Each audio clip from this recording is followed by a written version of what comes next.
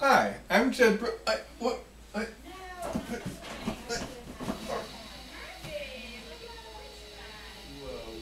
As I was saying, hi, I'm Jed Brody. I wrote a book called The Philodendrist Heresy, science fiction. I'm going to be donating all of my royalties to charity. That was $3. That's about what I expect my royalties to amount to. Now I am going to tell you the story of how I met the Philodendrist. I met Janet Peptide in February 2041. She was angry and frustrated, like a grape grown in a matchbox. "You're not from around now, are you?" she said. She'd instantly identified me as a time traveler, though I had taken all my usual measures to blend in. All my usual measures? None. "No prophet is appreciated in her own time," she said, leaning on me and smelling like feet. "Some prophets are appreciated after they die. Others are appreciated before they were born. I'm one of the latter." "Look," I said, leaning away and breathing through my sleeve, "I invented my time machine to benefit all humanity, not just one struggling misfit." To tell you the truth, I invented my time machine one night while I was sleepwalking. I woke up in downtown Atlanta wearing a pizza as a hat. Well, this has happened before, while sleepwalking, but this time I was surrounded by Sherman's army, and they started coming for my pizza, so I activated the time machine. I found a great little taverna in April 2037, overlooking the new coastline of Atlanta. Al Gore is a regular. He sits alone at a table and says, "I told you so," but no one pays any attention to him. He can't even find anyone to take his order. I feel sorry for him. Some things never change.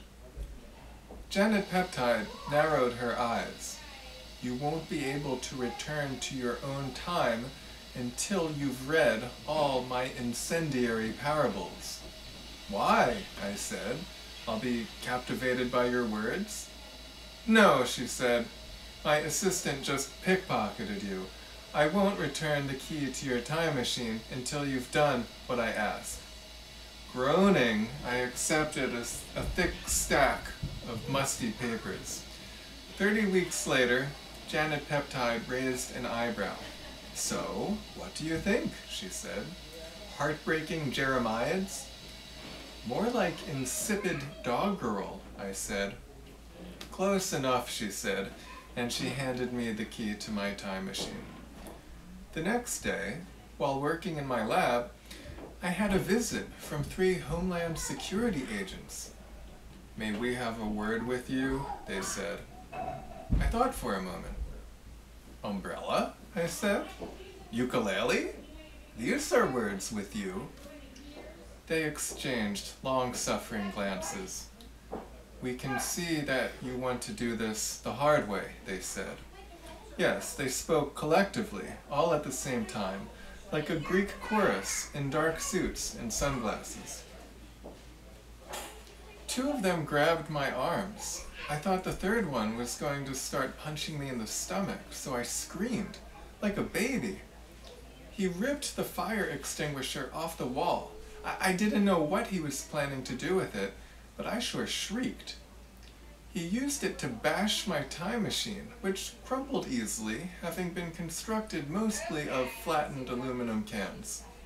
He pried out the circuit boards and stomped on them until they sparked and smoked. He then proceeded to smash every instrument in my lab. "Those are just standard oscilloscopes," I shouted. "I use them in my teaching labs. Anyone can order them online." "Then it will be easy for you to replace them," he said with a smash. He snipped every cord. He crushed every motherboard. He burned every lab notebook, mostly filled with doodles and grocery lists. "Don't you guys want to take turns with him?" I said to the men holding my arms. "I'm sure you've also got a lot of pent-up frustration to let out." One of them gave my arm a little twist. My chiropractor had to work on that forever.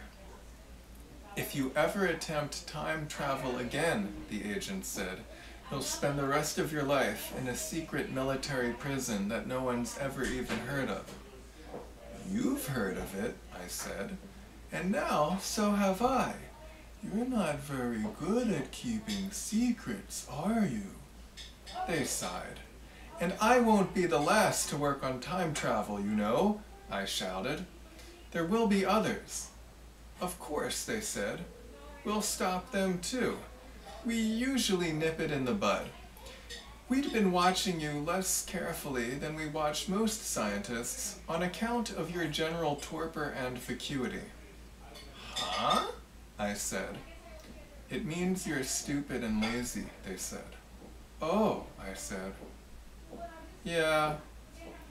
They released my arms and I collapsed, as I'd been letting myself sag between the two men. "Goodbye, come again," I mumbled from the floor, surrounded by wreckage. Sometimes I miss the taverna in April 2037. But every day, it draws nearer. And that's the story of how I met the Philodendrist. If you liked that, and maybe even if you didn't, perhaps you'll like The Philodendrist Heresy, coming soon from moonwillowpress.com. A special thank you to my cousin Julian Brody for working the camera. Namaste, y'all.